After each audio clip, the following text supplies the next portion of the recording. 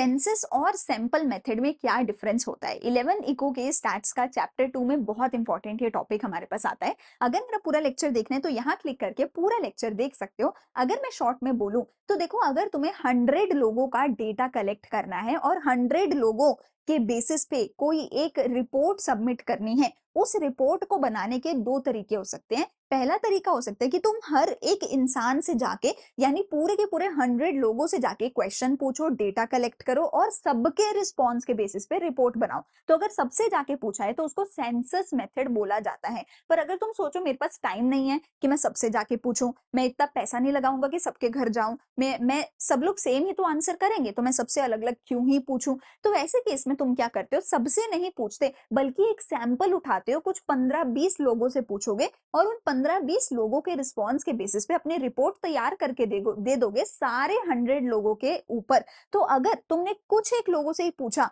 और सबके ऊपर रिपोर्ट निकाल के तुमने दे दी, तो उसको सैंपल मेथड बोला जाता है, जिसके अंदर तुमने रिपोर्ट तो सबके बेसिस पर बताई है पर पूछा सिर्फ कुछ एक लोगों से ही था। तो जब तुमने हर एक इंसान से पूछा, पॉपुलेशन के हर एक आइटम से जब तुमने डेटा कलेक्ट किया, तो उसको सेंसस मेथड बोला जाता है। पर जब तुमने पॉपुलेशन के कुछ एक आइटम्स का सैंपल उठाया और उनसे डेटा कलेक्ट करके उनके बेसिस पे सबके बारे में रिपोर्ट जनरेट करी, इन्वेस्टिगेशन खत्म करी, उसको सैंपल मेथड बोला जाता है। अब अगर मेरा पूरा लेक्चर देखना है तो यहाँ क्लिक करके डिटेल में समझ सकते हो। कमेंट्स में डाउट पूछो, लाइक करो और सब्सक्राइब जरूर करके जाना।